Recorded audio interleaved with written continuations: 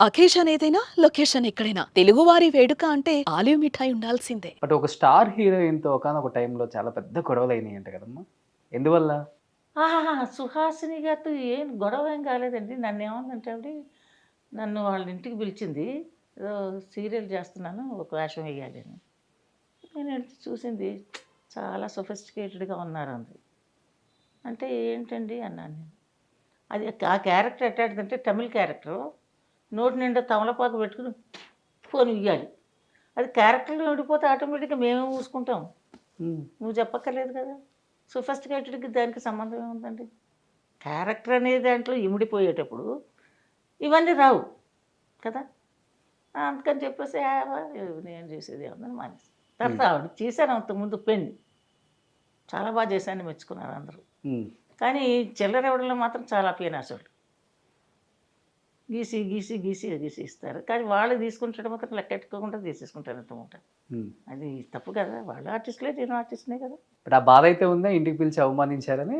అవమానం ఏమీ లేదు. ఆవిడ క్యారెక్టర్ అది. మనం ఏం చేస్తాం?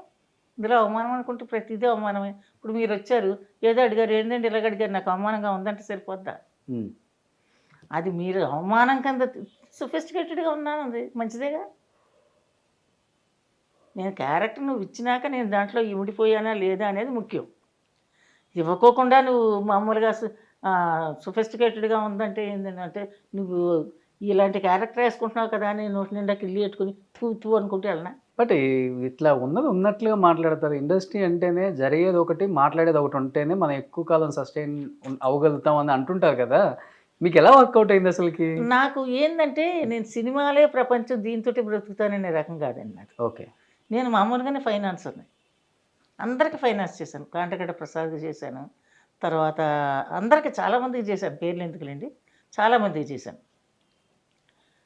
తర్వాత కొన్నాళ్ళు పోయినాక మా పాపం చచ్చిపోయింది సిల్క్ స్మిత. ఫోన్ చేస్తే ఎవరో తీశారు. "ఆ! రా చూద్దాం" అన్నారు. "ఓయ్! రా చూద్దాం అంటున్నావేంటని" వెళ్ళాను. "స్మిత ఎవరో రమ్మన్నారు వచ్చాను. ఏది ఎవడాడు" అన్నాను. "నేనే అమ్మా. నేనెక్కడున్నానమ్మా" అంది.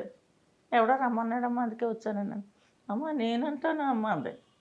అంటే అంత ఇదనమాట, నాకు భయం ఉండదు. ఎవడెవరా నువ్వు నన్ను అనడని. ఎవరినని అబ్బా!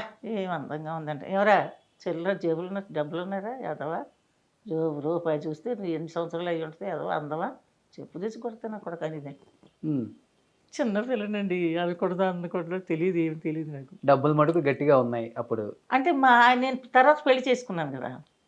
మా ఆయన వాళ్ళ మామగారు తండ్రికి 600 ఎకరాలు. మా ఆయనకి 120 ఎకరాలు వచ్చింది. నాకు పసుపు కుంకాల కింద కొబ్బరి తోట రాసిచ్చారు. 2.5 ఎకరాలు కొబ్బరి తోట రాసిచ్చారు. సో, ఆటోమేటిక్‌గా మా ఆయనకి షిప్పింగ్ ఉంది. రష్యన్స్. అంటే మాకు మాకు గోడౌన్‌లో 3 ఇయుండేవండి. ఆ 3 గోడౌన్‌లు మేము రష్యన్స్‌కి ఇచ్చేవాళ్ళం. కార్డమము, పెప్పరు, జ్యూసు, బల్క్, జాము ఇవన్నీ దాంట్లో స్టోరేజ్ చేసుకునేవాళ్ళం. సిగరెట్సు, షూ అప్పర్స్ అవన్నీ.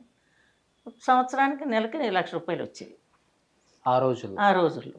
నేను యాక్ట్ చేయకపోయినా నాకు ఇబ్బంది లేదు. మా ఆయన ఉన్నాడుగా. పైనే ఫైనాన్స్ ఉన్నాయి పైపెచ్చు.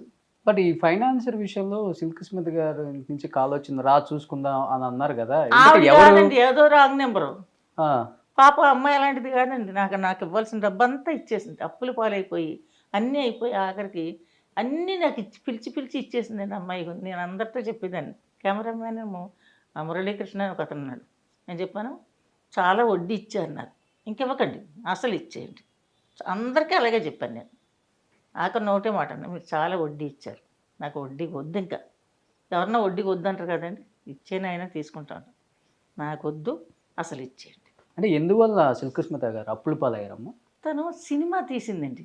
ఒక్క సినిమాతోనే ఒక్క సినిమాతో సర్వం పోయింది. సర్వం పోయింది పాపం. కానీ తర్వాత మళ్ళీ కోలుకుంది. మరి ఎందుకు చనిపోయిందో దేవుడికి తెలియాలి. నాకైతే తెలీదు. అందరూ భయపడ్డారని నేను వెళ్ళాను. కానీ చాలా మంచి అమ్మాయి అండి. క్యారెక్టర్లెస్ కాదు. చాలా మంచి క్యారెక్టర్ ఆ పిల్లది. ఆమె చేసే క్యారెక్టర్లు అలాంటివి గాని, ఆ క్యారెక్టర్ అట్టాడిది కానీ, ఆ అమ్మాయి పర్సనల్ క్యారెక్టర్ అట్టాడిది కాదు.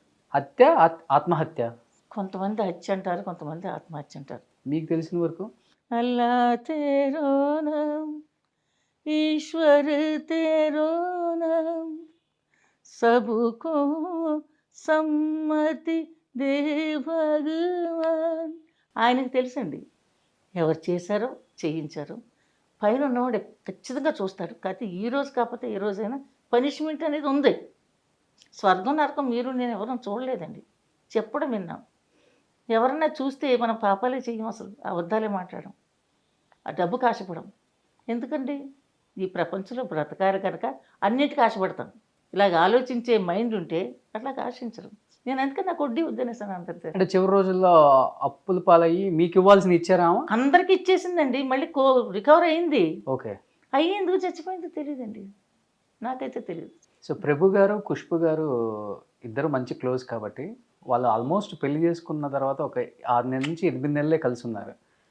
ఎందువల్ల వెంటనే విడాకులు తీసుకోవాల్సి వచ్చింది వాళ్ళిద్దరు? ఏమన్నా ఐడియా ఉందమ్మా మీకు?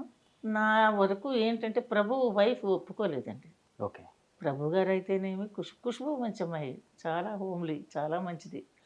కానీ ప్రభువుకి ఇష్టమే, ఖుష్బుకి ఇష్టమే, చాలా ఒకళ్ళకొకళ్ళు ప్రాణం. కానీ ప్రభు మా వైఫ్ ఒప్పుకోలే.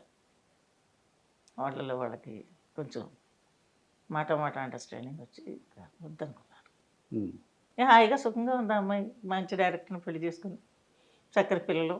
శ్యామల గారికి కొంచెం హెడ్ వెయిట్, పొగరు అన్నీ ఉన్నాయి. ఇవన్నీ ఉండటం వల్ల కూడా డైరెక్టర్లు కొంచెం దూరంగా పెట్టేవాళ్ళు. మంచి క్యారెక్టర్స్ తర్వాత వేయలేకపోయారు, అవాయిడ్ చేశారు హీరోలు కూడా అనే మాట వాస్తవమా? అది కాదండి, అది చాలా అబద్ధం. అది అసలు నన్ను ఎవరు అవాయిడ్ చేయలేదండి. నేను ఆఖరి సినిమా మౌన పోరాటం, ఎక్కువ నన్ను జంజారుగా ప్రతి పిక్చర్లో నేను ఉండేదండి. బాబాయ్ అబ్బాయి, శ్రీవారి ప్రేమలేఖ, మొగుడు పెళ్ళారు, చాలా సినిమాలు, అన్ని సినిమాలు ఆయన సినిమాలు ఇంచుమించి అన్నీ చేశాను నేను. ఆఖరి సినిమా మౌన పోరాటం. రామోజీరావు గారే శ్యామల పెట్టండి ఆ క్యారెక్టర్ కనివాడు. అట్లాంటిది నేను సీరియల్ కూడా చేశాను. సుమన్ టీవీలో మీ పర్సనల్ అండ్ బిజినెస్ ప్రమోషన్స్ కోసం కింది నెంబర్కి కాంటాక్ట్ చేయండి.